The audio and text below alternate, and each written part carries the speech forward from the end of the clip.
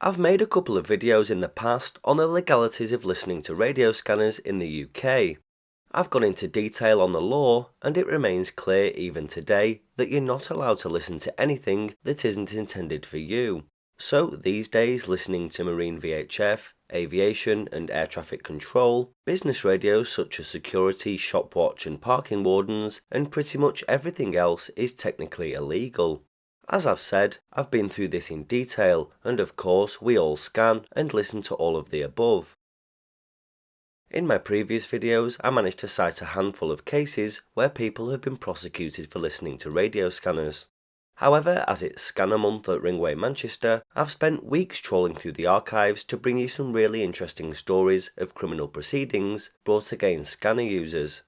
Most of these involve police radio and cordless and mobile phones, all of which are now digital, and so as the years go by, the number of cases dwindles. But in the 1980s and 1990s, a lot of people were taken to court for this seemingly innocent action. Some of these cases involve other crimes, or other reasons for the police to be present, and the radio scanner portion of the story is somewhat secondary. But others recount instances where people have been lifted in the street for merely possessing a radio scanner. There's quite a lot, so this'll form a series throughout the month. Our first story dates back to November 1988. Trouble arose for 19-year-old radio listener Roy Smalley when his scanner picked up police transmissions. Both he and the radio scanner were discovered by two police officers early one morning in King Street, Wigan.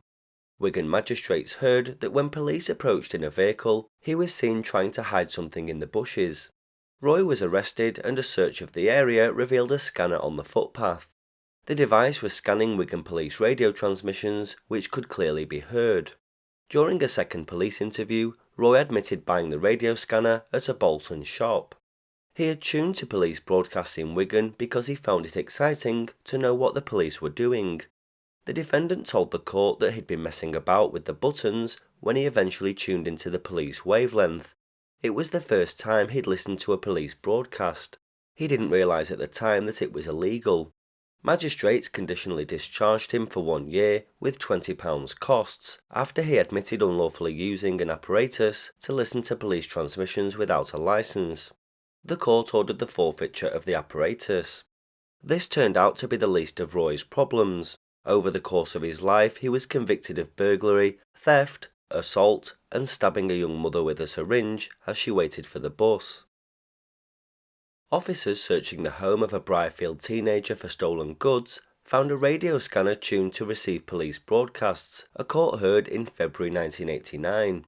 Appearing before magistrates at Reedley was 18-year-old Clive Hawke, who admitted unlawful possession of the scanner and was fined £250 with £14 costs. Mr. Nigel Harrison prosecuting said Hawke had admitted listening to the broadcasts and telling friends about them, although there was no suggestion that he'd acted upon the information he obtained. For Hawke, it was said that he'd listened to the broadcast for his own entertainment and did not realise it was an offence to own the scanner. I should point out here that it never was an offence. The magistrates ordered the forfeiture of the equipment.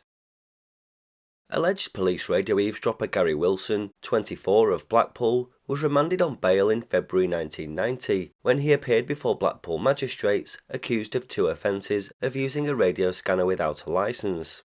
The charge under the Wireless Telegraphy Act 1949 stated he used a scanner receiver with the intention of obtaining information about the contents of police radio messages. There was an update on Gary's story in March 1990. It said a radio scanner receiver in a Blackpool attic bedsit was preset to listen to Blackpool police calls. The 10 channels were also tuned to other Lancashire police radio frequencies, Blackpool magistrates were told by Mr. Simon Reed prosecuting.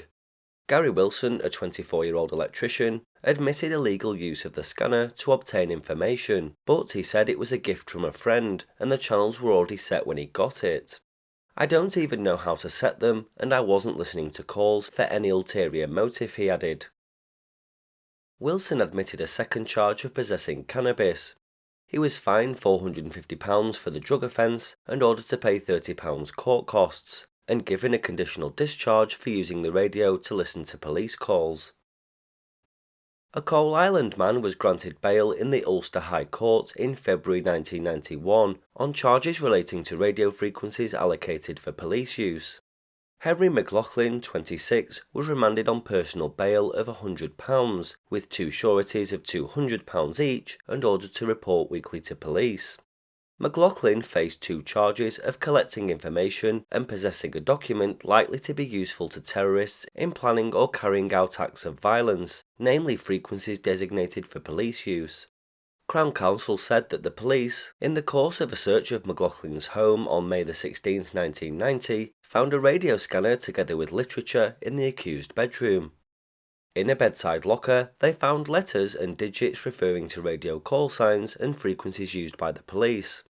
McLaughlin was arrested, and during an interview at Dungannon Police Station, he said he'd bought the scanner through a newspaper advertisement. He had been scanning the airways and noting strong signals he'd found. He said he'd not used the information for any purpose or had passed it on to anyone. In June 1991, there was an update in Henry's story. He was jailed for 5 years at Belfast Crown Court for recording and possessing police radio frequencies which could be useful for terrorists. Henry, who denied the charges, claimed he'd listed the frequencies because of his bad memory and he'd tuned into police messages out of curiosity. However, the Crown Court judge dismissed quite a bit of his testimony and described him as a shifty man. Crown Counsel said that McLaughlin gave himself up to police in May 1990 when a radio scanner and a list of 29 radio frequencies, along with a note of police call signs, were uncovered at his home. McLaughlin told the police no one had known about the scanner and he had used it for his own amusement. He recorded the frequencies because of his bad memory and because he'd just noted them down. The 5 officers who questioned him agreed there was no evidence to suggest that McLaughlin was a terrorist, and quite a number of people innocently listened to police radio messages. The officer also revealed McLaughlin was initially released without being charged, and was not arrested until February 1991. If he had been suspected of any terrorist involvement, he would have been questioned about it at Gough Barracks. McLaughlin himself told the court he listened to police calls about 2 or 3 times a week and maintained that the list was for his own use and he never intended to pass them on to anyone. However, under cross-examination, he admitted that although he'd listened into calls by the ambulance, fire and airport services, he had not listed their frequencies. Judge Gibson said he found all of this more suspicious, as he would have expected other frequencies to be listed, and it was simply too much of a coincidence that the list revealed only the police frequencies. His explanation that he recorded information because of his bad memory is also unacceptable and not a credible reason, said the judge, who added that McLaughlin could have used the memory capacity on his scanner for this purpose. Before being sentenced, McLaughlin's lawyer said he'd been instructed to state that his client absolutely had no terrorist involvement and condemns terrorist violence, and would not and did not communicate this information to anyone. Crosby Magistrates Court confiscated a £100 scanner after Colin Colton of Bootle admitted the offence at Marine Crescent Car Park, Waterloo, on FA Cup final day on May 18, 1991. The radio receiver had been bought from a high street store in Liverpool just 3 weeks earlier. Police quizzed Colton after they caught him listening to transmissions on the back seat of his car, said prosecutor Mr. Robert Speake. The defendant told police officers, "It's just for fun, I do it all the time." The receiver had 10 programmes, of which 3 were capable of receiving police signals. Defence solicitor Mr. David Phillips said the police knew his client was not the sort to dishonestly sell or pass on information to others. The object itself is perfectly legal, but you are not allowed to listen to police signals. Until these objects are made illegal, there will always be people listening into police signals. It should not be the role of the courts to do the government's job by taking them out of circulation. Is it something of a cult craze at the moment, he asked his client. Colton said it was and swore on oath not to use the scanner receiver if magistrates allowed him to keep it. The magistrates did confiscate it. They conditionally discharged Colton and ordered him to pay £25 costs. A scanner illegally tuned to police frequencies was stuffed down a man's trousers when he was apprehended in South Shields. Police had spotted Jason Lamb acting suspiciously with some other men in St Vincent Street in the town in the early hours of December 29, 1991. When officers approached, Lamb ran off, and it was afterwards discovered that he'd intercepted police messages with a scanner. Lamb, 22, who admitted illegally using telegraphic equipment, was fined £150 with £23 costs, and Hebburn magistrates ordered the scanner to be confiscated and destroyed. Miss Susan Boothroyd, prosecuting, said officers searched the defendant and found he had a radio scanner pushed down his trousers. This was tuned to a South Shields police frequency. There was also a torch. Originally he was charged with going equipped. Many of the frequencies were tuned to Northumbria police frequencies. Undoubtedly, he had heard the message, and that led to him running away. Geoffrey Warren used a radio scanner to eavesdrop on people making calls on mobile telephones, a court was told in March 1992. Warren, from Gloucester, also listened into airline pilots flying over Gloucestershire, as well as the police, fire and ambulance services.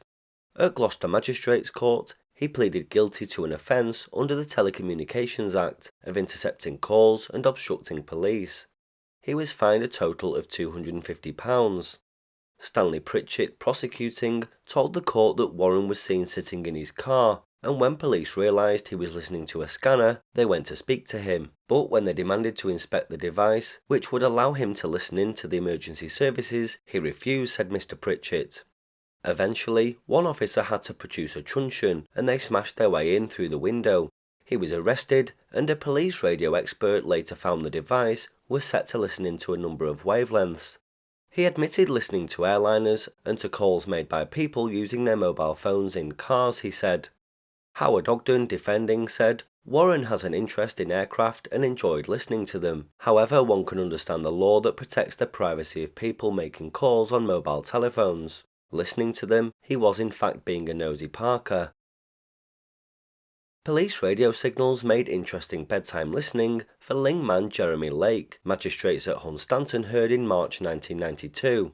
Mr. Lake, 29, denied using a radio scanner to obtain unauthorised information and told the court he did not know it was illegal to listen to police frequencies. He was found guilty and conditionally discharged for 1 year. He said afterwards he was considering an appeal. £30 costs were also imposed. PC Trevor Buston of Ling Police said the scanner was found when he and other officers executed a search warrant at Mr. Lake's home. The equipment was already plugged in and when turned on, immediately received local police radio signals. Mr. Lake later told police, every other house on the estate has one. I'm just curious as to what's going on. It's not for criminal use. I just have it at the side of the bed for something to listen to at night. Norfolk Police Technical Officer Mr. Brian Hardiment said the scanner was checked, found to be in working order in every respect, and was operational on the frequency specifically reserved for police. Department of Trade and Industry Radio Investigation Officer Mr. Geoffrey Coleman said the scanner itself was not illegal, but using it to listen to police frequencies was. Mr. Lake said he never realised he was doing anything illegal and thought the police should arrest staff in shops for selling the scanners. They're on sale nationwide, he pointed out. I never used anything I heard for criminal gain, or passed on information or anything like that, he added. A Morpeth man in breach of court orders was found in his home using a radio scanner tuned into police channels in April 1992. Policemen found Kenneth Burns hiding in a living room cupboard with the scanner tuned into Blyth, Ashington, Morpeth, Felling, Sunderland and Northumbria police channels. The 20-channel radio scanner was also tuned in to 6 Cellnet telephone frequencies, allowing the defendant to monitor private calls. Prosecutor Therese Kivlahan said Burns had fully admitted listening to the police channels in order to avoid arrest.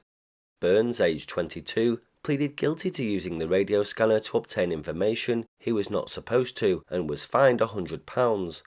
The scanner was also confiscated. Morpeth magistrates were told that Burns was in breach of a senior attendance centre order and a probation order. Defending, Mr. David Falkard said warrants for Burns's arrest had been issued in January 1991, but nobody had been home to see him. Burns had himself gone to the police on April the 1st. Mr. Falkard said Burns had used the scanner to avoid arrest and had just been listening. He told the court that Burns had not gone to the attendance centre as he was having medical problems and could not cope with the PE sessions, and Burns had failed to turn up for the radio offence and probation order breach as he feared a custodial sentence. Mr. Falkard said Burns had changed considerably in the past 2 years, and added, he has tried to make something of his life. A community service order was made for each of the court order breaches to run concurrently. He was also ordered to pay £20 in costs. So that's part 1 in this series on people being busted for using radio scanners. As you can see, in some cases the penalties are quite severe, in others they're not so much. If you are one of the people in this video and are watching by some remote chance, then get in touch. Let me know what you think of these stories. There's plenty more coming in future instalments.